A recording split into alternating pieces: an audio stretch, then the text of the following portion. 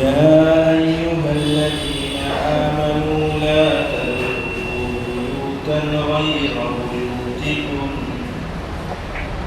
غير بيوتكم حتى تستأنسوا وتسلموا على أهلها ذلكم خير لكم لعلكم تذكرون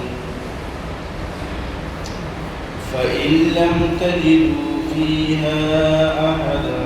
فلا تدخلوها حتى يؤذن لكم وإن قيل لكم ارجعوا فارجعوا هو أزكى لكم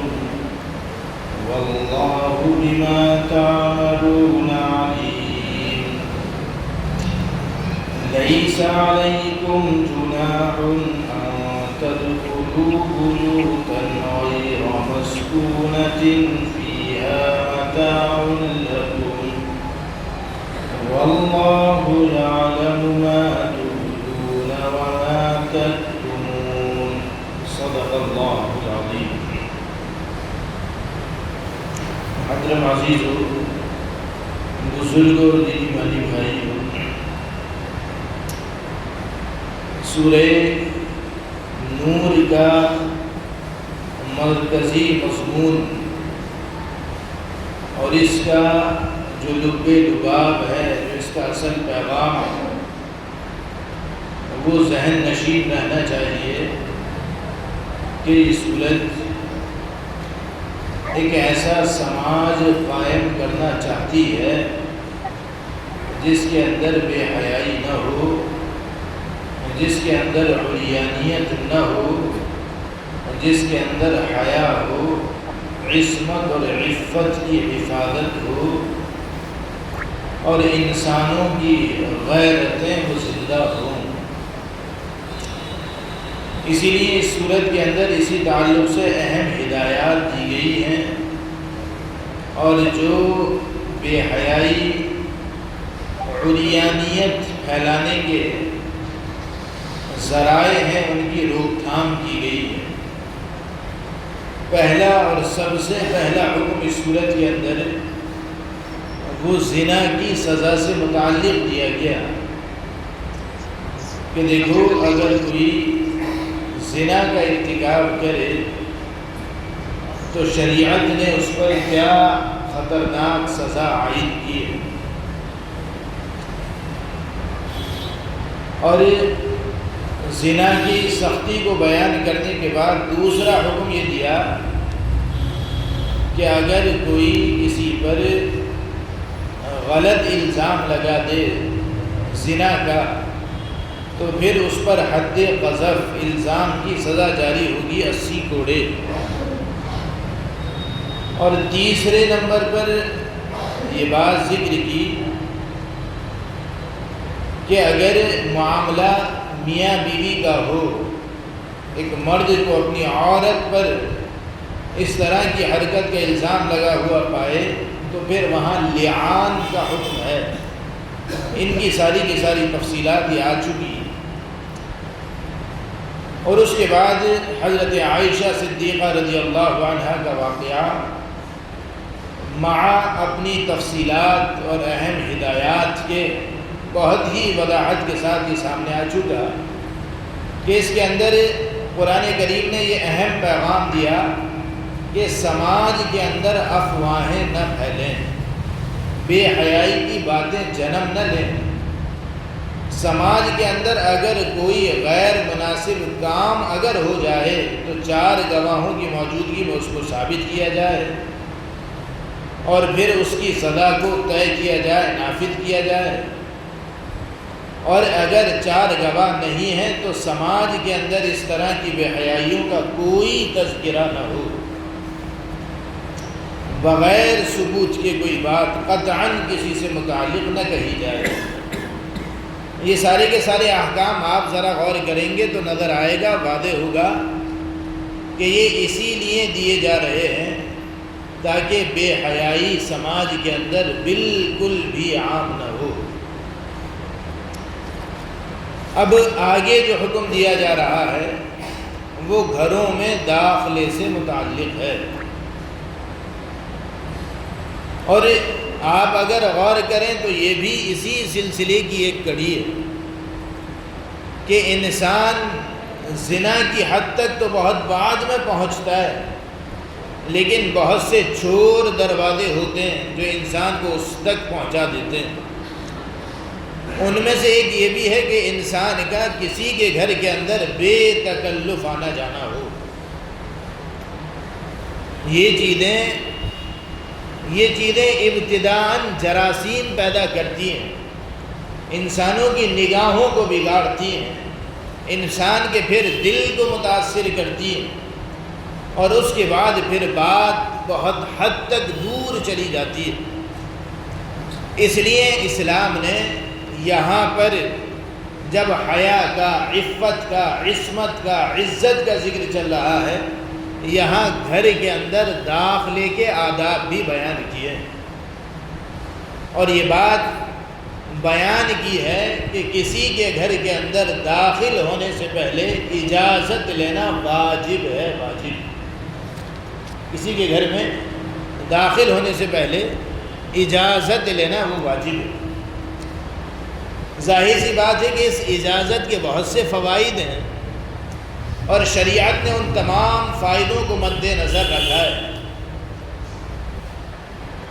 ایک فائدہ اگر غور کیا جائے تو وہ یہ ہے کہ انسان کے لیے اس کا گھر وہ راحت اور سکون کا ذریعہ ہے، اور انسان اپنا گھر بناتا ہی اسی لیے ہے، اس کے اندر رہتا ہی اسی لیے ہے تاکہ وہاں راحت پائے، آرام حاصل کرے، سکون حاصل کرے۔ قرآن کریم میں رب العالمین نے فرمایا وَجَعَلَ لَكُم مِّن بُيُوتِكُمْ سَكَنًا، اس نے تمہارے گھروں کو سکون کی جگہ بنایا ہے۔ اور ظاہر سی بات ہے کہ انسان کو سکون تب ہی حاصل ہو سکتا ہے کہ جب اس کو آزادی ہو گھر کے اندر، اور کسی کے اچانک داخل ہونے کا کوئی امکان نہ ہو، کوئی خدشہ نہ ہو۔ وہ اس بات سے بالکل بے خوف ہو کہ میں اس گھر کے اندر بہت آرام سے رہ سکتا ہوں، کوئی اچانک آ نہیں سکتا۔ گویا کہ انسان کی گھر کے اندر اس کی پرائیویسی رہتی ہے، محفوظ رہتی ہے۔ لیکن اگر گھر ایسا ہو جہاں انسان آنے جانے لگے بغیر کہے سنے فوراً اندر باہر ہوں، تو ظاہر سی بات ہے کہ انسان ایسی جگہ پر سکون سے نہیں رہ پاتا۔ تو ایک بڑی مصلحت تو اجازت لینے کے سلسلے میں وہ یہ ہے کہ انسان کی پرائیویسی محفوظ رہے، انسان آزادی کے ساتھ گھر میں رہ سکے، کسی طرح کی کوئی کہنا چاہیے اس کو تکلیف نہ ہو، کسی طرح کی دوسرے شخص کے ذریعے اس کو کوئی تکلیف نہ دی جائے، کوئی آئے تو اس کی اجازت ہی سے آ سکے۔ اس لیے ایک مصلحت تو اجازت کے سلسلے میں یہ ہے۔ اسی کے ساتھ ساتھ دوسری مصلحت وہ خود اجازت لینے والے سے متعلق ہے کہ جب کوئی انسان کسی گھر کے اندر ہوتا ہے یا کسی جگہ ہوتا ہے، یہ احکام صرف گھر ہی کے نہیں ہیں، یہ ہر ایسی جگہ کے ہیں، کمرے کے، آفس کے، یا کوئی بھی ایسی جگہ جو انسان کی پرائیویٹ جگہ ہوتی ہے جس کے اندر داخل ہونے کے لیے انسان کو اجازت لینی پڑتی ہے۔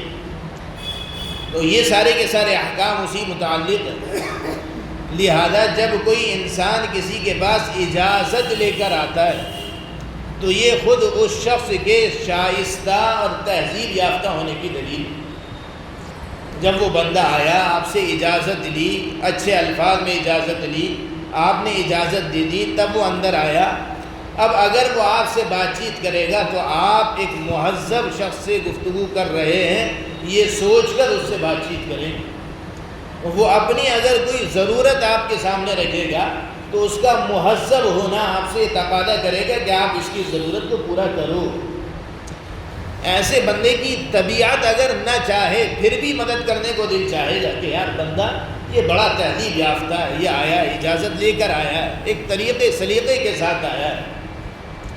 لیکن اس کے برخلاف کوئی بندہ اچانک داخل ہو جائے تو انسان اس کو ایک بلائے ناگہانی سمجھتا ہے کہ یہ آفت کہاں سے آ پڑی۔ وہ اپنی ضرورتیں رکھتا ہے، انسان کی طبیعت نہیں چاہتی کہ ایسے بندے کی ضرورت پوری کرے،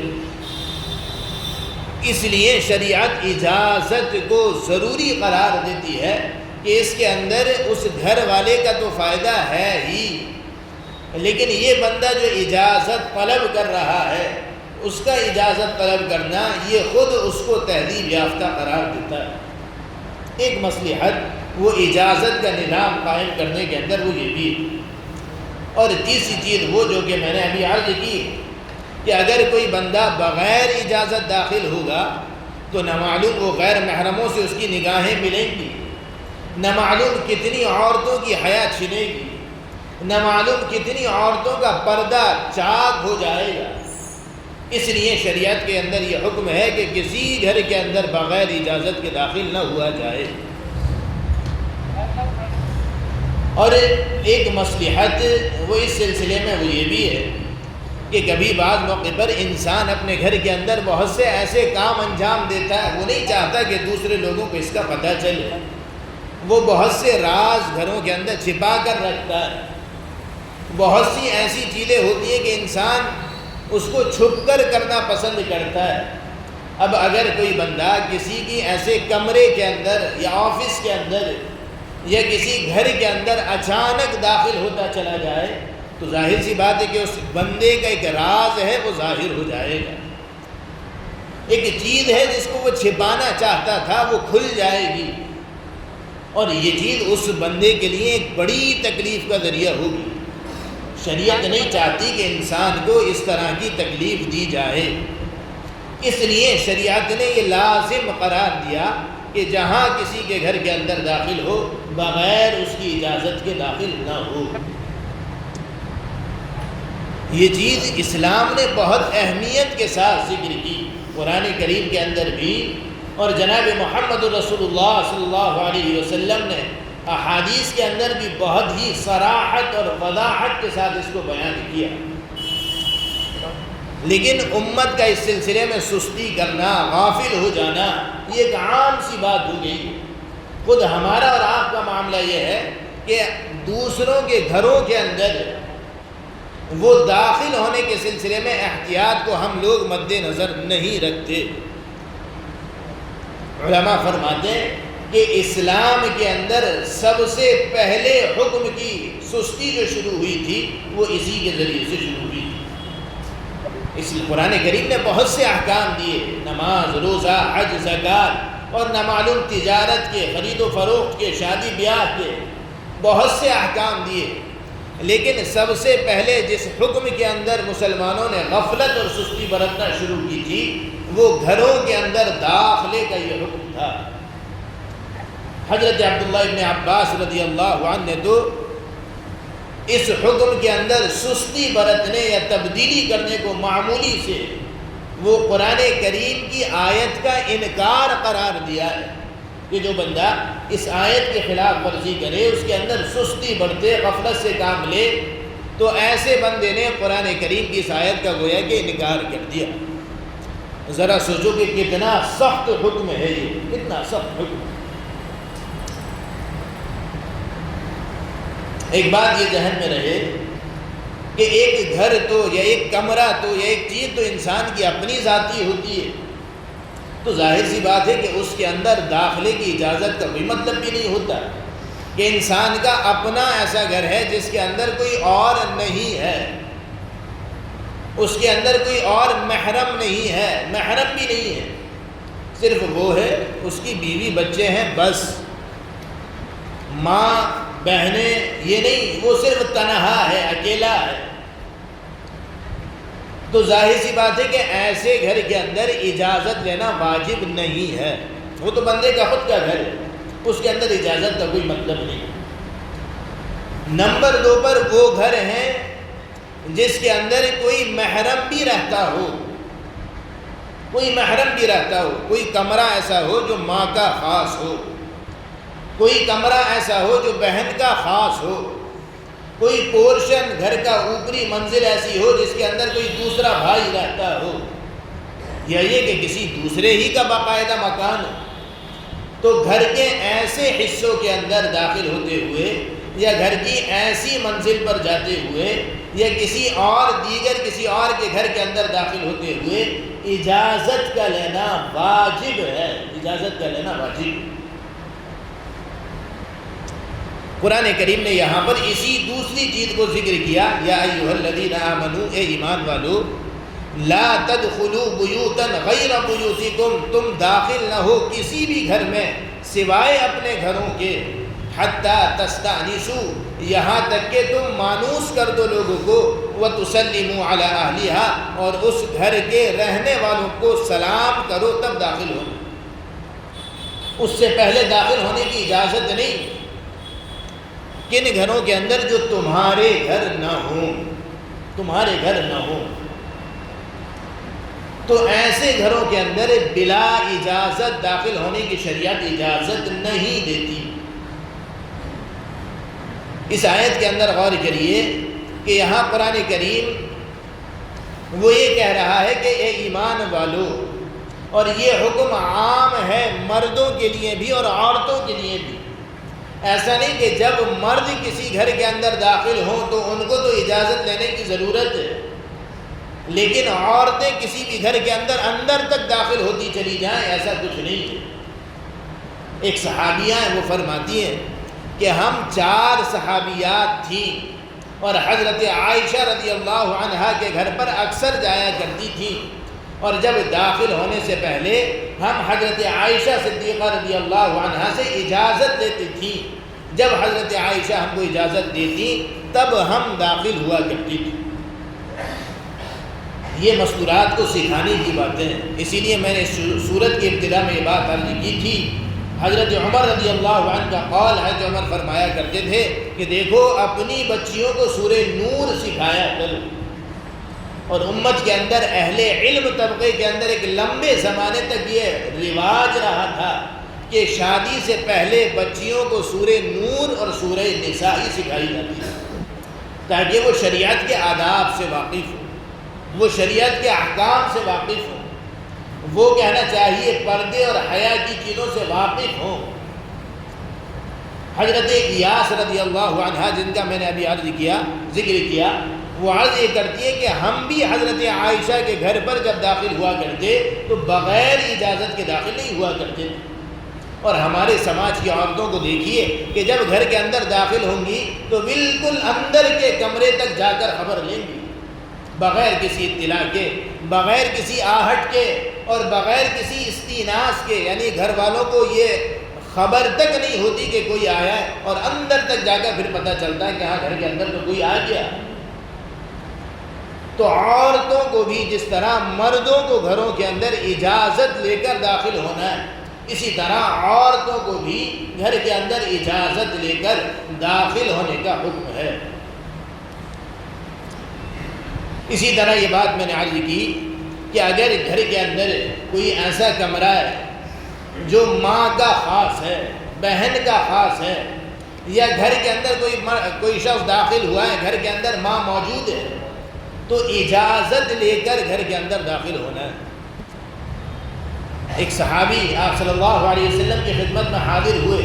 اور عرض کرنے لگے، اللہ کے رسول، میرے گھر کے اندر میری ماں رہتی ہے، کیا میں گھر کے اندر اجازت لے کر داخل ہوں؟ آپ نے فرمایا کہ ہاں، تم کو اجازت لے کر داخل ہونا ہے۔ کہنے لگے کہ اللہ کے رسول، وہ میرے ساتھ میرے گھر ہی میں رہتی ہیں۔ آپ نے فرمایا پھر بھی اجازت لے کر داخل ہونا ہے۔ کہنے لگے اللہ کے رسول، میرا وہاں آنا جانا خوب رہتا ہے، مجھے ضرورت پڑتی رہتی ہے، کام رہتا ہے مجھے ان سے، ان کو مجھ سے، تو کیا میں پھر بھی اجازت لوں؟ آپ نے فرمایا کہ ہاں، تم کو اجازت لینا ضروری ہے، اور پھر ایک آگے بڑا خطرناک جملہ فرمایا جو ان کی تربیت کے لیے کافی تھا اور قیامت تک کے انسانوں کو ایک اہم پیغام دے گیا تھا۔ آپ نے فرمایا کیا تم اس بات کو پسند کرو گے کہ تم اپنی ماں کو برہنہ اور ننگی حالت کے اندر دیکھو؟ کہا کہ اللہ کے رسول نہیں، حاشا، ایسا کیسے ہو سکتا ہے کہ میں اس کو پسند کروں؟ آپ نے فرمایا کہ پھر گھر کے اندر جب داخل ہو تو اجازت لے کر داخل ہو۔ گھر کے اندر جب کوئی نہیں ہوتا تو بعض موقع ایسے ہوتے ہیں کہ انسان اس موقع پر اپنا سطر کھول لیتا ہے کسی ضرورت کے تحت، اور انسان بغیر اجازت داخل ہوتا چلا جائے، یہ غیر مناسب بات ہے۔ اسی لیے یہ حکم دیا گیا، اور آپ صلی اللہ علیہ وسلم نے ان صحابی سے فرمایا کہ اگر تمہارا اپنا گھر بھی ہے اور اس کے اندر تمہاری ماں بھی اگر رہتی ہے تو بھی گھر کے اندر داخل ہو تو اجازت لے کر داخل ہو۔ اسی طرح، اور جو بات میں نے ابتداءً عرض کی کہ ایک گھر وہ ہے جو انسان کا اپنا پرسنلی گھر ہے، اس کے اندر اس کے بچے ہیں یا بیوی، تو ایسے موقع پر جہاں جس جگہ بیوی رہتی ہو وہاں اجازت کا کوئی مسئلہ نہیں ہے، واجب نہیں ہے وہاں پر اجازت لینا، لیکن ایسے موقع پر بھی ضروری ہے، سنت ہے، مستحب ہے، بہتر یہ ہے کہ جب بندہ ایسے کمرے کے اندر داخل ہو یا ایسے گھر کے اندر داخل ہو تو اس موقع پر کوئی ایسی آہٹ کر دے جس سے اندر والی کو پتہ چل جائے کہ گھر کے اندر کوئی آ رہا ہے۔ چپ کے داخل ہونا یہ مناسب نہیں، کھنکار کر، دروازہ بجا کر، قدم مار کر یا کسی اور طریقے سے یہ احساس دلا دینا اندر والوں کو کہ کوئی آ رہا ہے، یہ چیز مستحب ہے، اور آپ صلی اللہ علیہ وسلم کا یہ طریقہ رہا ہے۔ آپ صلی اللہ علیہ وسلم اور بہت سے صحابہ کا معمول تھا۔ حضرت عبداللہ ابن مسعود رضی اللہ عنہ، ان کی بیوی فرماتی ہے، ان کی اہلیہ فرماتی ہے کہ جب وہ گھر کے اندر داخل ہوا کرتے تو داخل ہونے سے پہلے وہ کوئی ایسی آہٹ کر دیتے کہ ہم کو اطلاع ہو جاتی کہ حضرت عبداللہ وہ تشریف لا رہے ہیں۔ بغیر کہنا چاہیے گھر والوں کو اطلاع دیتے ہوئے اندر داخل ہونا، اگر گھر میں بیوی ہی ہو تو بھی یہ خلاف ادب بات ہے اور غیر مستحب عمل ہے، غیر سنت عمل ہے۔ سنت یہ ہے کہ بندہ اگر اپنے گھر کے اندر اپنی بیوی کے پاس بھی داخل ہو تو آہٹ کر دے، سیٹی بجا دے یا کسی اور طرح کی ایسی آہٹ کر دے جس سے اندر پتہ چل جائے کہ کوئی آ رہا ہے۔ اسی طرح جب کوئی بندہ اجازت لے اور اس کو اجازت مل جائے تو پھر اس کو چاہیے کہ سلام کر کر گھر کے اندر داخل ہو۔ وہ اجازت مانگے کہ جی میں آ سکتا ہوں اور اس کو اجازت مل جائے تو پھر وہ سلام کر کر داخل ہو۔ احادیث کے اندر اس کا باقاعدہ ذکر ملتا ہے۔ اسی طرح گھر کے اندر داخل ہونے سے پہلے وہ اپنا تعارف کرا دے۔ بعض موقع پر انسان گھر کے اندر دروازے کی دستک دیتا ہے تو وہ تعارف کرا دے کہ جی اپنا نام لے کر کہہ دے کہ میں آیا ہوں۔ آپ صلی اللہ علیہ وسلم صحابہ کرام کو یہ آداب سکھایا کرتے تھے۔ ہمارے سامنے آپ صلی اللہ علیہ وسلم کی جو شخصیت ہے وہ صرف یہ ہے کہ آپ صلی اللہ علیہ وسلم نے نماز پڑھنا سکھا دی، آپ نے روزوں کا حکم دے دیا، زکوٰۃ سکھا دی، صدقات خیرات سکھا دی، قرآن کریم کی تلاوت، ذکر و اذکار سکھا دی۔ صحابہ کرام فرماتے ہیں کہ آپ صلی اللہ علیہ وسلم ہم کو ایک ایک چیز سکھایا کرتے تھے، معمولی چیزوں کا درس دیا کرتے تھے۔ ایک شخص آیا اور آ کر کہا ادخلوا، کیا میں داخل ہو جاؤں؟ آپ صلی اللہ علیہ وسلم نے فرمایا کہ ان کو داخل ہونے کا ادب سکھاؤ، ان سے کہو کہ سلام کریں اور اجازت مانگیں، ان سے کہو کہ یہ کہیں السلام علیکم ادخلوا، سلام کر کر یہ کہیں کہ میں داخل ہو جاؤں۔ آپ صلی اللہ علیہ وسلم ادب سکھا رہے۔ حضرت عمر ابن خطاب رضی اللہ عنہ وہ جب کسی گھر کے باہر کھڑے ہو کر اجازت مانگا کرتے تو اپنا نام لے دیا کرتے، السلام علیکم ایدخل عمر، کیا عمر داخل ہو جائے؟ نام لے کر بتا دیتے کہ عمر آ رہا ہے۔ اسی طرح اگر کوئی بندہ داخل ہونے کی اجازت مانگے، یہ اپنے سماج کے اندر بہت ہوتا ہے، اندر سے آواز لگتی ہے کہ جی کون، اور باہر سے کہتا ہے کہ میں ہوں۔ کیا کہتا ہے؟ میں ہوں۔ وہ اس نے آپ کو آپ کی آواز سے نہیں پہچانا، وہ میں سے کیسے پہچان سکتا ہے؟ آپ صلی اللہ علیہ وسلم ایک موقع پر گھر کے اندر تشریف فرما تھے، ایک شخص نے آ کر حضرت مغیرہ ابن شعبہ رضی اللہ عنہ کا واقعہ ہے، ان کے گھر پر آ کر کسی نے دستک دی اور دستک دے کر جب حضرت مغیرہ نے پوچھا کہ کون ہے، فرمایا کہ انا، میں ہوں۔ حضرت مغیرہ نے فرمایا کہ میرے جان پہچان والوں میں کسی کا نام میں نہیں ہے، کسی کا نام نہیں جس کا نام انا ہو، جس کا نام میں ہو۔ اور پھر فرمایا کہ ایک صحابی آپ صلی اللہ علیہ وسلم کے دروازے پر تشریف لائے اور دروازے پر دستک دی، آپ نے فرمایا کہ کون؟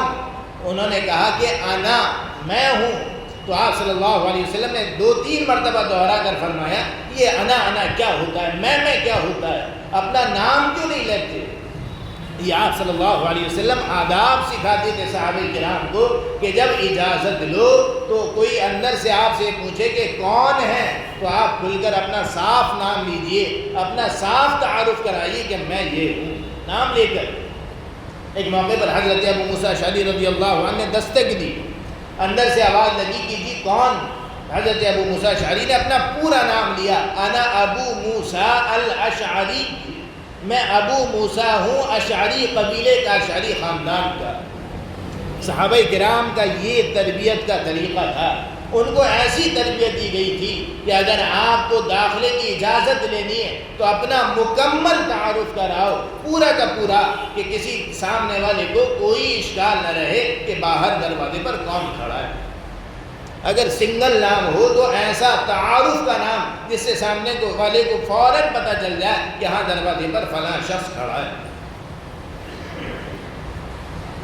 اسی کے ساتھ جیسے کہ اب بڑے بڑے گھر ہوتے ہیں، ڈور بیل لگی ہوئی ہوتی ہے یا دروازے کو کہنا چاہیے دستک دی جاتی ہے، تو یہ چیزیں بھی اجازت کے زمرے کے اندر داخل ہیں۔ صرف باہر کھڑے ہو کر آواز لگانا نہیں، بلکہ اگر کوئی دروازہ بجا دے یا کسی طرح ڈور بیل لگی ہوئی ہو اس کو بجا دے تو یہ بھی اجازت میں داخل ہے۔ لیکن اسی کے ساتھ ساتھ اس میں اس بات کا خیال بھی رکھنے کی ضرورت ہے کہ جب دروازے کو نوک کیا جائے تو اتنی زور سے نہ بجایا جائے کہ سامنے والا بالکل گھبرا جائے کہ کیا ہو گیا۔ اس کے اندر اعتدال ضروری ہے، درمیانی طور پر گھر کے دروازوں کو بجانا یہ ضروری ہے۔ صحابہ کرام کی واقعی اگر آپ دیکھیں تربیت ہوئی بھی تھی، وہ جماعت بڑی مقدس جماعت تھی، ایک ایک چیز کا خیال رکھنے والی، ہماری طرح نہیں کہ نہ معلوم کیسے کیسے بے ادب ہمارے سماج کے اندر پیدا ہو گئے، اور خود ہمارا معاملہ یہ ہے کہ ایسا لگتا ہے کہ آداب سے کبھی ہمارا واسطہ ہی نہیں پڑا۔ صحابہ کرام جیسی مقدس جماعت، اس پر اگر غور کیا جائے اور ان کے احوال کو دیکھا جائے معلوم ہوتا ہے کہ ہاں ان لوگوں کے اندر آداب کس طرح سے پیوست ہو گئے تھے۔ آپ صلی اللہ علیہ وسلم کا جو مقام اور مرتبہ ہے اس کو صحابہ کرام سے بہتر کون جان سکتا ہے؟ صحابہ کرام فرماتے ہیں کہ جب ہم کو کبھی آپ صلی اللہ علیہ وسلم کے گھر پر دستک دینے کی ضرورت اگر پڑ جایا کرتی تو ہم ناخنوں سے دستک دیا کرتے تھے۔ اللہ اکبر، کہیں ایسا نہ ہو کہ ہمارے ہاتھ اگر لگیں یا ہمارا کہنا چاہیے کوئی چیز اور ایسی لگے جس سے دروازے کی آواز زائد ہو جائے اور یہ زیادہ آواز جناب محمد رسول اللہ صلی اللہ علیہ وسلم کو کہیں تکلیف نہ دینے لگی۔ اس لیے آتا ہے روایات کے اندر کہ صحابہ کرام اپنے نخونوں سے بہت آہستہ آہستہ آپ صلی اللہ علیہ وسلم کے دروازے پر دستک دیا کرتے تھے۔ یہ ادب تھا جو صحابہ کرام سیکھے ہوئے تھے۔ اسی طرح اگر گھر پر کوئی شخص اجازت لیے بغیر ٹھہرا رہے، یہ بہت اعلیٰ ادب ہے۔ صحابہ کرام کا عام مزاج یہ تھا کہ وہ آپ صلی اللہ علیہ وسلم کے گھر پر وہ اجازت نہیں لیتے تھے بلکہ آپ صلی اللہ علیہ وسلم کا انتظار کیا کرتے تھے۔ لہذا کسی ایسی شخصیت کے پاس اگر جانا ہو تو یہ اسلام کی تعلیم یہ ہے کہ ان کے آنے کا انتظار کیا جائے۔ سورہ حجرات کے اندر اس بات کے آداب بہت مفصل ذکر کیے گئے۔ کچھ دیہاتی لوگ آپ صلی اللہ علیہ وسلم کی خدمت میں حاضر ہوئے اور باہر دروازے پر کھڑے ہو کر آپ صلی اللہ علیہ وسلم کو آوازیں لگانا شروع کر دی۔ دیہاتی لوگ تھے، یا محمد کہہ کر چیخنے لگے۔ قرآن کریم کی آیات نازل ہوئی اور ان کو ادب سکھایا گیا کہ یہ کون سا طریقہ ہے کہ آپ صلی اللہ علیہ وسلم کے گھر کے باہر اس طرح آوازیں لگانے لگے جیسے کہ ایک دوسرے کو آوازیں لگاتے ہو۔ وَلَوْ أَنَّهُمْ صَبَرُوا حَتَّى تَخْرُجَ إِلَيْهِمْ لَكَانَ خَيْرًا لَهُمْ۔ اور قرآن کریم نے اس موقع پر یہ ادب سکھایا کہ ان لوگوں کے لیے بہت بہتر ہوتا کہ یہ آپ کے گھر کے باہر انتظار کرتے رہتے یہاں تک کہ آپ صلی اللہ علیہ وسلم خود ہی نکل کر آتے۔ یہ ہے بڑوں کا ادب، یہ ہے اصل آداب۔ اور صحابہ کرام کا عام مزاج یہ تھا کہ وہ آپ صلی اللہ علیہ وسلم کو اگر کسی کو ضرورت ہوتی تو وہ آپ کا انتظار کیا کرتا کہ آپ صلی اللہ علیہ وسلم خود ہی تشریف لے آئیں، تب اپنا اس مسئلہ کو رکھوں گا۔ اور اگر بہت زیادہ ایمرجنسی ایسی پڑ جاتی، بہت زیادہ ضرورت اگر پڑ جاتی، تو صحابہ کرام پھر دستک اگر دیا کرتے تھے تو وہ ناخنوں کے ذریعے دیا کرتے تھے۔ بہرحال تو یہ آداب ہیں جو قرآن کریم نے اس موقع پر یہ سکھائیں۔ یا ایھا الذین آمنوا، اے ایمان والو، لا تدخلوا بیوتا غیر بیوتکم، کہ تم داخل نہ ہو کسی گھر میں اپنے گھروں کے علاوہ، حتیٰ تستأنسوا، یہاں تک کہ تم مانوس کر لو اجازت لے کر، وتسلموا علی اہلہا، اور گھر والوں کو سلام کر لیا کرو۔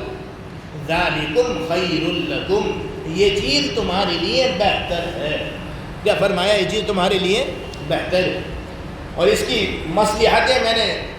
4 تو آپ کے سامنے بیان کی کہ ایک مصلحت تو یہ ہے کہ انسان کی پرائیویسی وہ کہنا چاہیے ڈسٹرب نہیں ہوتی، اور دوسری یہ کہ جو بندہ اجازت لیتا ہے اس کا عزت اور اس کا احترام وہ سامنے والے کی نگاہ میں بڑھ جایا کرتا ہے، اور تیسرا یہ کہ اس سے گھروں کی حفاظت رہتی ہے، اس سے گھروں کی مستورات کی، عزتوں کی، عصمتوں کی حفاظت رہتی ہے، اور چوتھی چیز یہ کہ انسان کے بہت سے راز وہ چھپے رہتے ہیں۔ تو قرآن کریم کہتا ہے ذالکم خیر لکم، یہ تمہارے لیے بہتر ہے، لعلکم تذکرون، شاید کہ تم نصیحت حاصل کرو۔ اور آگے فرمایا فَإِن لَمْ تَجِدُوا فِيهَا أَحَدًا فَلَا تُدْخُلُوهَا حَتَّى يُؤْذَنَ لَكُمْ، اگر تم ان گھروں کے اندر کسی کو نہ پاؤ، فَلَا تَدْخُلُوهَا، تو اس کے اندر داخل نہ ہو جانا، حَتَّى يُؤْذَنَ لَكُمْ، یہاں تک کہ تم کو اجازت مل جائے۔ اگر کوئی بندہ کسی کے گھر پر دستک دے اور دستک دینے کے بعد پتہ چلے کہ اس گھر کے اندر کوئی نہیں ہے، تو اس کا مطلب یہ نہیں کہ وہ بندہ اگر کوئی نہیں ہے تو وہ بندہ اندر ہی داخل ہو جائے۔ اگر اجازت آئی ہی نہیں ہے تو اس کو واپس ہو جانا ہے، اس لیے کہ بہت سے موقع ایسے ہوتے ہیں کہ بندہ نہیں چاہتا کہ کوئی اس سے اس وقت ملے۔ کبھی ایسا ہوتا ہے کہ گھر کے اندر کوئی نہیں ہے تو ابھی واپس جانا ہے، کبھی ایسا ہوتا ہے کہ گھر کے اندر بندہ موجود ہے لیکن وہ ایسی حالت میں ہے کہ وہ ملنا نہیں چاہتا، تو ایسے موقع پر کہنا چاہیے اندر داخل ہونا ویسے بھی مناسب نہیں ہے۔ جب تک اجازت نہ ہو اندر داخل ہونے کی کوئی گنجائش نہیں، چاہے اندر کوئی نہ ہو تو بھی داخل نہیں ہونا، اور اگر کوئی ہو تو بھی داخل نہیں ہونا، اس لیے کہ قرآن کریم کہہ رہا ہے فَلَا تَدْخُلُوهَا، اگر تم اس میں کسی کو نہ پاؤ تو اس کے اندر داخل نہ ہو جانا، حَتَّى يُؤْذَنَ لَكُمْ، یہاں تک کہ تم کو اجازت مل جائے۔ وَإِنْ قِيلَ لَكُمُ ارْجِعُوا، اور اگر تم سے یہ کہا جائے کہ جی واپس ہو جاؤ، ہمیں ابھی نہیں ملنا، اگر تم سے یہ کہا جائے، قرآن کریم کا بڑا زبردست حکم ہے۔ وَإِنْ قِيلَ لَكُمُ ارْجِعُوا، اگر تم سے یہ کہا جائے کہ واپس ہو جاؤ، اندر سے آواز آئے کہ جی ابھی ملنے کا وقت نہیں ہے، ابھی اجازت نہیں ہے، اگر اندر سے آواز آئے کہ واپس ہو جاؤ، تو قرآن کریم کہتا ہے فَارْجِعُوا، تو واپس ہی ہو جاؤ۔ ایسے موقع پر برا ماننا کہ ہم کو اندر داخل ہونے کی اجازت نہیں ملی، ہم کو تو اندر آنے ہی نہیں دیا گیا، یہ بات مناسب نہیں۔ قرآن کریم کا یہ حکم ہے کہ اگر تم کو اندر سے اجازت نہ ملے تو تم کو واپس ہو جانا ہے۔ حدیث مبارکہ کے اندر اس کا اور وضاحت سے ذکر ہے کہ اگر کوئی بندہ کسی کے گھر پر جائے تو اس کو چاہیے کہ ایک مرتبہ دستک دے، ایک مرتبہ اجازت چاہے، اگر اس کو اجازت مل جائے ٹھیک ہے، اور نہیں ملے تو دوسری مرتبہ دستک دے، اور دوسری مرتبہ اجازت مل جائے تو ٹھیک ہے، ورنہ تیسری مرتبہ دستک دے اور تیسری مرتبہ اجازت مل جائے تو ٹھیک، ورنہ اس کو چاہیے کہ اب واپس ہو جائے۔ اس موقع پر وہاں جم کر بیٹھ جانا یا 3 سے زائد مرتبہ کھٹکھٹانا یہ چیز مناسب نہیں۔ سمجھ لینا چاہیے کہ یا تو بندہ اندر ہے ہی نہیں، اور اگر ہے بھی تو اس کا اس موقع پر ملنے کا دل نہیں ہے، تقاضا نہیں ہے، وہ کسی ایسی مجبوری میں ہے جو ابھی مل نہیں سکتا، اس لیے اس موقع پر واپسی ہی بہتر۔ بعض بزرگوں کے بارے میں آتا ہے ہماری نگاہیں اس جانب نہیں جاتی، لیکن واقعی ہمارے بزرگ کیا لوگ تھے، ایک بزرگ فرماتے ہیں کہ یہ قرآن کریم کا جو حکم ہے کہ اگر تم سے کہا جائے کہ واپس ہو جاؤ تو واپس ہو جایا کرو، وہ فرماتے ہیں کہ میں نے برسوں اس کی تمنا کی ہے کہ میں کسی کے گھر پر جاؤں اور وہ مجھ سے یہ کہہ دے کہ جی مجھے نہیں ملنا، اور میں وہاں سے واپس چلا آؤں تاکہ قرآن کا یہ حکم پورا ہو جائے۔ میں برسوں اس انتظار میں رہا لیکن میری یہ آرزو پوری نہ ہو سکی اور اللہ نے مجھے اس نعمت سے محروم کر دیا۔ ایسے لوگ بھی گزرے ہیں۔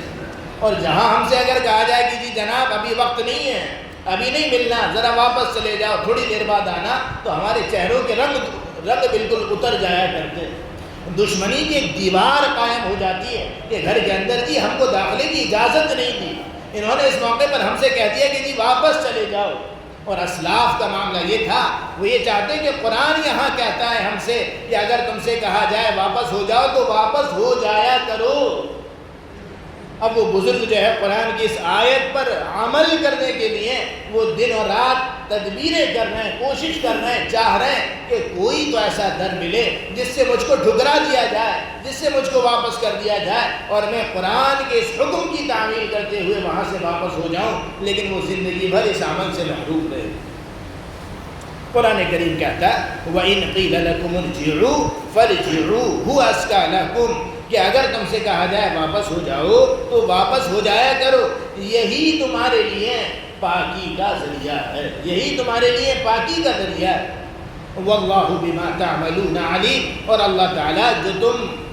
کرتے ہو اس سے بخوبی واقف ہے۔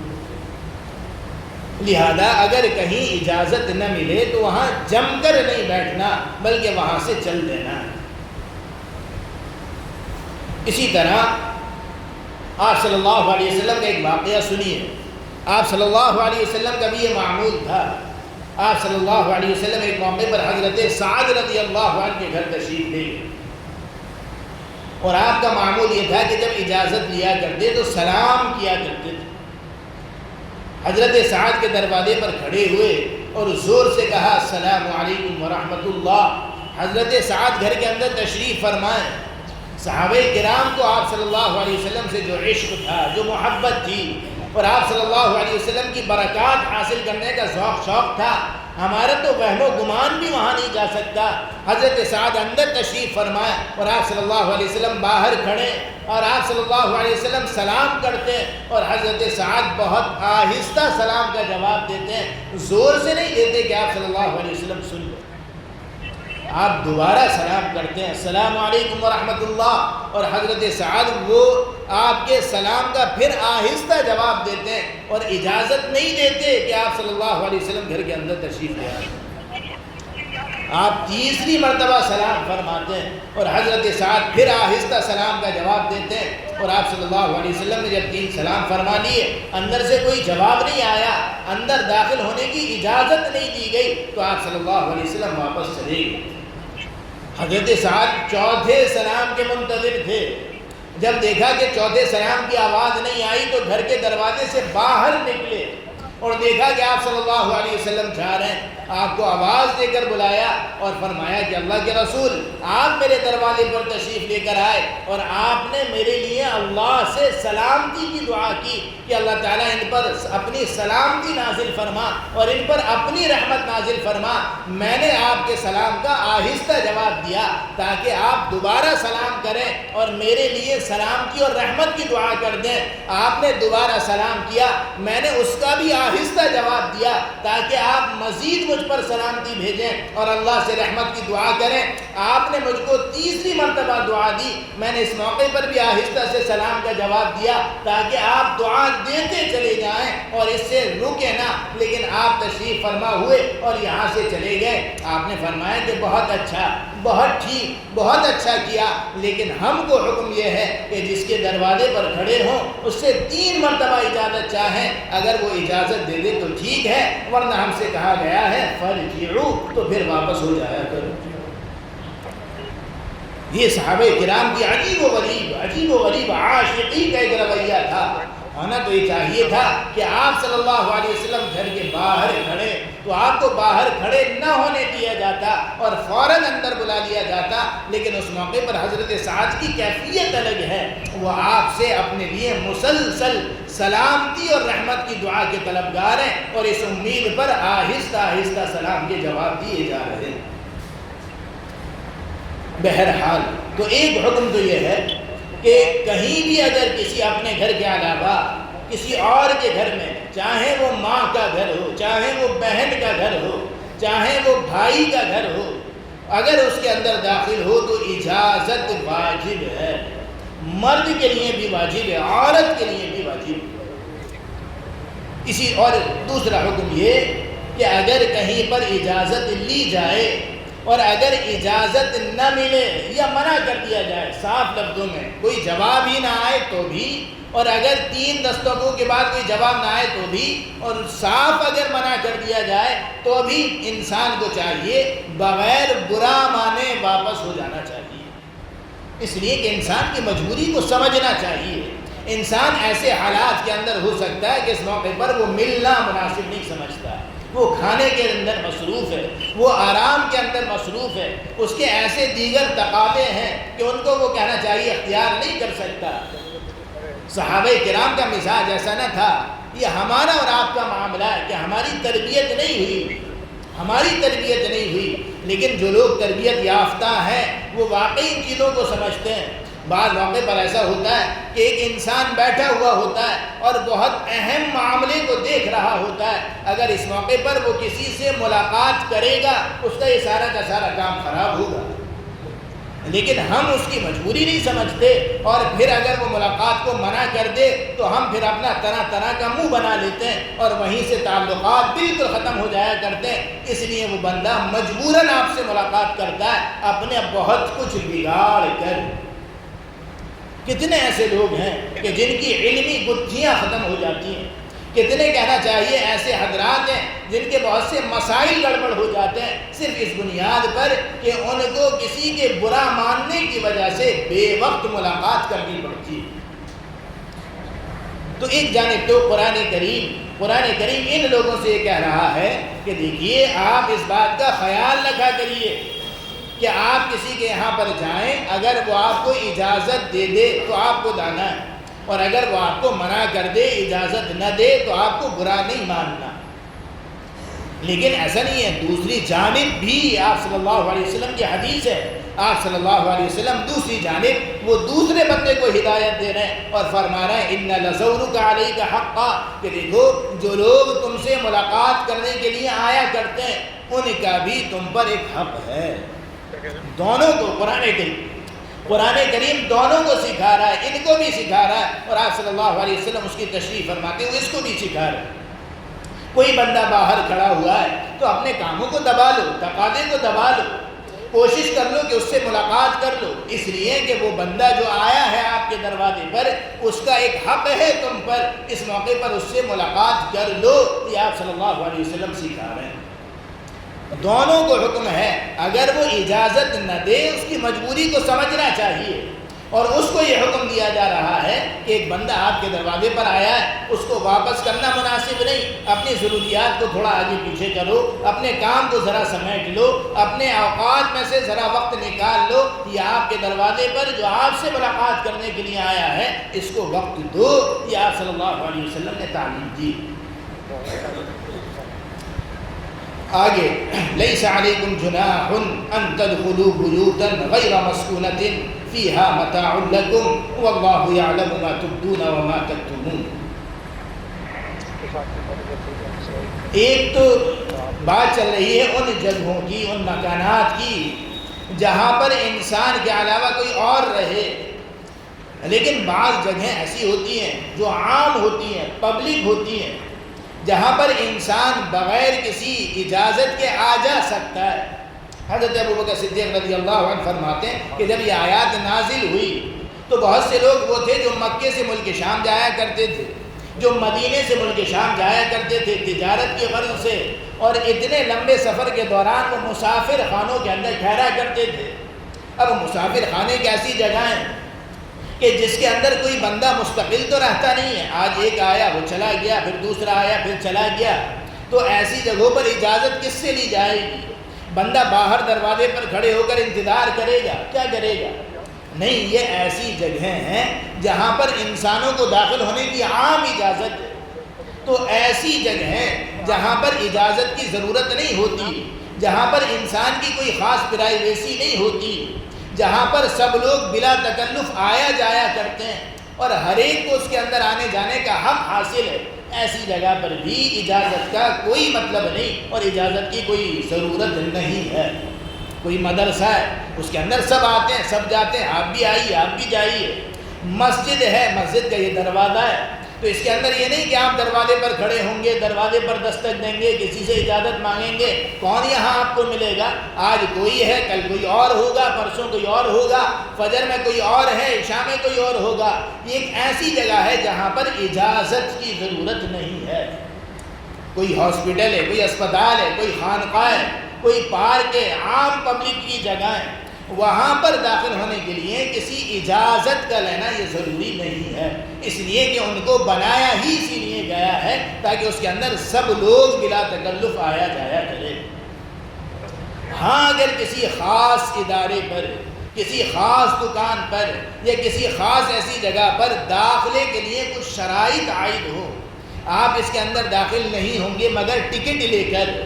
آپ اس کے اندر داخل نہیں ہوں گے مگر ان شرطوں کے ساتھ، تب اس موقع پر وہاں داخل ہونے کے لیے اس پابندیوں کو پورا کرنا ضروری ہے جو وہاں پر عائد کی گئی۔ ریلوے پلیٹ فارم پر ٹکٹ لے کر جانا یہ ضروری ہے۔ کسی ایسی جگہوں پر جہاں پر ٹکٹ لے کر ہی داخلہ ملتا ہے، انٹری ملتی ہے، وہاں پر بغیر ٹکٹ کے جانا یہ مناسب نہیں، ناجائز ہے۔ یہ اس کے علاوہ، ٹکٹ کے علاوہ بہت سی اور کنڈیشنز ہوتی ہیں اور شرائط ہوتی ہیں کسی ایسی جگہ داخل ہونے کے لیے، تو وہاں پر ان پابندیوں کو اختیار کر جانا ضروری ہے۔ اور جہاں پر اس طرح کی کسی طرح کی کوئی پابندی نہ ہو، عام لوگ آیا جایا کرتے ہوں، کوئی مال ہے، کوئی دکان ہے، کوئی اسی طرح کی پبلک کی جگہ ہے، تو وہاں پر آپ بلا تکلف آئیے جائیے، وہاں پر داخل ہونے کے اندر کوئی کسی طرح کی اجازت شرط نہیں ہے۔ قرآن کریم اس آیت کے اندر یہی بات سکھا رہا ہے، لیس علیکم جناح، آپ پر کوئی حرج نہیں، ان تدخلوا بیوتا غیر مسکونۃ، کہ آپ ایسے گھروں کے اندر داخل ہوں جہاں کوئی رہتا نہ ہو، یعنی ایسے مکانات، ایسی عمارتیں جو کسی کی مستقل قیام گاہ نہ ہو، وہاں پر داخل ہونے کے لیے اجازت کوئی مسئلہ نہیں ہے۔ فیہا متاع لکم، ان عمارتوں کے اندر، ان گھروں کے اندر آپ کے لیے برتنے کی گنجائش ہے کہ آپ بھی اس کو استعمال کر سکتے ہیں، یہاں پر اجازت کا کوئی مطلب نہیں۔ لیکن ہاں، بعض ایسی عمارتوں کے اندر کچھ مخصوص کمرے یا مخصوص جگہیں ایسی ہوتی ہیں جہاں پر داخلہ ہی ضروری ہے، اجازت ضروری ہے، تب وہاں اجازت دے کر داخل ہونا ضروری ہے۔ مسجد کے اندر آپ آئیے جائیے، کوئی مسئلہ نہیں، لیکن مسجد کے اندر کوئی خاص حجرہ ہے تو وہاں پر آپ یہ کہہ کر کہ یہ مسجد ہی کی جگہ ہے، بغیر اجازت داخل ہو جائیں، اس کی گنجائش نہیں ہے۔ مدرسے کے اندر آپ گئے تو مدرسے کے وہ خاص کمرے جو کسی کے خاص ہوتے ہیں، وہاں پر بھی وہی حکم ہوگا جو دوسرے نمبر کا حکم تھا کہ بغیر اجازت کے داخل ہونا یہاں پر ناجائز ہے۔ کسی بھی ایسی عمارت کے اندر، سرائے کے اندر، مسافر خانے کے اندر، یا کسی بھی عام ایسی جگہ کے اندر جہاں کوئی خاص پارٹ ہو جس کے اندر داخلہ شرط ہو یا جو کسی کا خاص کمرہ ہو، تو اس کا حکم بھی عام گھروں کی طرح بغیر اجازت کے وہاں پر داخل ہونا ناجائز ہوگا۔ قرآن کریم نے یہ بات یہاں پر فرمائی اور فرمایا واللہ یعلم ما تبدون وما تکتمون، یہ سارے کے سارے احکام ہم نے اس لیے دیے ہیں تاکہ تم پاک باز بنے رہو، تاکہ تمہارے اندر کسی طرح کی کوئی غلط چیز سرایت نہ کر جائے، اور باقی تمہارا ظاہر اور تمہارا باطن کیا ہے وہ اللہ بخوبی جانتا ہے۔ واللہ یعلم ما تبدون وما تکتمون، اور اللہ تعالیٰ جانتا ہے اس کو جو تم ظاہر کرتے ہو اور جانتا ہے اس کو بھی جو تم چھپاتے ہو، اندر اور باہر کیا کیا ہے، یہ ساری کی ساری چیزوں سے وہ اللہ واقف ہے۔ اسی کے ساتھ ساتھ یہاں پر یہ چیزیں بھی ضروری ہے سمجھنے کے لیے کہ جو آج کل فون ہے اس کے بھی اسی تعلق سے جو ہے وہ آداب ہے کسی بندے کو ایسے وقت میں فون کرنے کی اجازت نہیں جو اس کے آرام کا وقت ہو، جو اس کی نماز کا وقت ہو، جو اس کی مصروفیات کا وقت ہو، الا یہ کہ شدید مجبوری ہو تو وہ ایک علیحدہ بات ہے۔ لیکن عام حالات کے اندر ایسے موقع پر کہ جی رات کے 2 بجے آپ جاگے ہوئے، لاؤ سوچا کہ اپنے دوست کو، اپنے گھر والوں کو یا کسی عزیز کو فون کر اٹھایا جائے اور یوں ہی ذرا باتیں کر لی جائیں اور ٹائم پاس کیا جائے، اس کی قطعاً اجازت نہیں ہے۔ یہ بھی اسی طرح داخلے کے حکم میں ہے جس طرح کہنا چاہیے ابھی قرآن کریم نے احکام بیان کیے۔ اسی طرح کسی سے اگر بات کرنی ہے تو اس کے وقت کا خیال رکھ کر بات کی جائے، لمبی بات اگر کرنی ہے تو اس کی اجازت سے کی جائے۔ بعض موقع پر ہوتا ہے کہ بندہ بہت مشغول ہے، اور جیسے کہ عرض کیا کہ مجبوری میں جس طرح ملاقات کرنا ضروری ہو جایا کرتی ہے، بعض لوگوں کا مجبوری میں فون اٹھانا بھی ضروری ہو جایا کرتا ہے۔ انسان بڑا مصروف ہے اور اس کے پاس بات کرنے کے لیے 30 سیکنڈ ہے، 1 منٹ ہے، 2 منٹ ہے، لیکن ایک لمبی بات وہاں پر شروع کر دی، ادھر کی ادھر کی، کام کی بے کام کی۔ ایسے موقع پر اگر طویل گفتگو کرنی ہو تو اس کی اجازت لے لی جائے کہ مجھے ذرا آپ سے ایک بات کرنی ہے، بات ذرا تھوڑی لمبی کرنی ہے، اگر آپ کے پاس ابھی وقت ہو تو ابھی کر لیجئے، اور اگر ابھی وقت نہ ہو تو جب فارغ ہوں تب کر لیجئے۔ یہ انسان کے مہذب، تہذیب یافتہ ہونے کی دلیل ہے۔ یہ آداب ہیں جو قرآن کریم کی انہی آیات سے علماء نے نکالے ہیں۔ ان آیات کا خلاصہ یہ ہے کہ بندے کو کسی طرح بھی تکلیف نہ دی جائے، اس کی کہنا چاہیے آزادی کا، اس کی پرائیویسی کا خیال رکھا جائے، کسی طرح بھی اس کو پریشان نہ کیا جائے۔ جس طرح داخلے کے سلسلے میں قرآن کریم نے آداب سکھائے، آج کے اس ترقی یافتہ دور کے اندر فون اور موبائل کے بھی احکام اسی طرح کے ہیں۔ اسی طرح جس طرح کوئی بندہ ملاقات کے لیے دروازے پر کھڑا ہو تو اس کو یہ حکم قرآن کریم نے دیا ہے کہ اگر ادھر سے اجازت نہ ہو، اجازت اگر نہ ہو تو تم کو پھر واپس چلے جانا چاہیے۔ اسی طرح یہاں پر بھی یہ ہے کہ کوئی بندہ فون نہیں اٹھاتا اور آپ مسلسل کیے جا رہے ہیں، یہ بھی غیر مناسب بات ہے، غیر مناسب بات ہے۔ وہ کس مجبوری کے اندر ہے، وہ اٹھا نہیں پا رہا، وہ نماز میں ہے، وہ بیت الخلاء میں ہے، وہ کسی اور کام میں مشغول ہے کہ اس کے پاس کہنا چاہیے وقت نہیں ہے، تو آپ اس کو پھر مزید کالیں نہ کریں۔ اور جس طرح سے ادھر آپ صلی اللہ علیہ وسلم نے اس شخص سے فرمایا کہ دیکھو جو بندہ تم سے ملاقات کرنے کے لیے آیا ہے تو اس بندے کا تم پر حق ہے کہ اس سے ملاقات کرو، لہذا اپنے کاموں کو آگے پیچھے کرو۔ اسی طرح اس بندے کے لیے بھی یہ حکم ہے کہ کوئی بندہ ضرورت کے تحت فون پر فون کیے جا رہا ہے اور آپ نے یوں ہی اپنا موبائل ادھر کو ڈال دیا، دیکھ رہے ہیں، اور ایک عادت بنا لی نہ اٹھانے کی، یہ چیز بھی مناسب نہیں۔ ادھر آپ صلی اللہ علیہ وسلم کا جو حکم وہاں تھا وہ حکم اس بندے کے لیے بھی ہے کہ اس بندے کے آپ کے پاس جو فون آ رہے ہیں اور آپ یوں ہی اس کو کہنا چاہیے ٹالنے کے لیے، یا کہنا چاہیے اپنے آپ کو زیادہ مصروف دکھانے کے لیے، یا کوئی بھی وجہ ہو آپ اس کا فون ریسیو نہیں کر رہے، یہ چیز بھی اس بندے کا حق مارنا ہے۔ دونوں کو آداب سکھائے گئے، اس کو بھی آداب سکھایا گیا اور اس کو بھی ادب سکھایا گیا۔ یہ قرآن کریم آداب سکھاتا ہے۔ اسی طرح یہاں پر یہ بات بھی کہنا چاہیے، ذہن نشین رہنا چاہیے کہ جس طرح سے گھر کے اندر داخل ہونے کا مسئلہ ہے، اسی طرح گھر کے اندر جھانکنے کا بھی مسئلہ ہے، تو اسلام نے اس کو بھی حرام قرار دیا ہے۔ آپ صلی اللہ علیہ وسلم نے فرمایا کہ دیکھو اگر تمہاری نگاہ گھر کے اندر داخل ہو گئی تو اجازت پھر کیا چیز رہ گئی، پھر اجازت کی کیا ضرورت ہے؟ جس بندے کی نگاہ گھر کے اندر جہاں تک پہنچ گئی گویا کہ وہ وہاں تک داخل ہو گیا۔ اسی لیے آپ صلی اللہ علیہ وسلم کا معمول تھا، اور آپ صحابہ کرام کی تربیت بھی اسی انداز سے کیا کرتے تھے، جب تم کسی دروازے پر دستک دو، جس دروازے کو نوک کرو تو وہاں سے دائیں یا بائیں ہٹ جایا کرو۔ دروازے کے عین دروازے پر، گیٹ پر کھڑا ہونا یہ اسلام کی تعلیمات کے خلاف ہے۔ انسان کو چاہیے کہ دائیں جانب کھڑے ہو کر دستک دے یا بائیں جانب کھڑے ہو کر دستک دے، اس لیے کہ ہو سکتا ہے کہ اچانک دروازہ کھلے، اور دروازہ ہو سکتا ہے کہ کوئی غیر محرم کھولے، یا ہو سکتا ہے کہ دروازہ مکمل کھل جائے اور پھر اندر تک ہماری نگاہ چلی جائے۔ اسلام اس کی قطعاً اجازت نہیں دیتا۔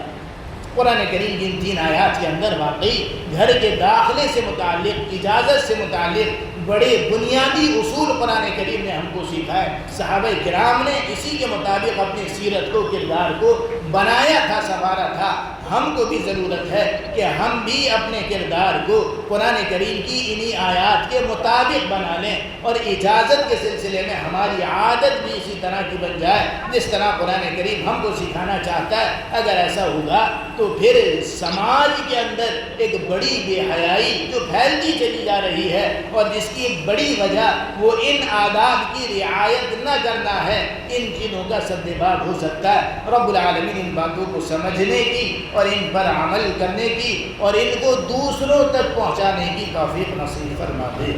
وآخر دعوانا الحمد للہ.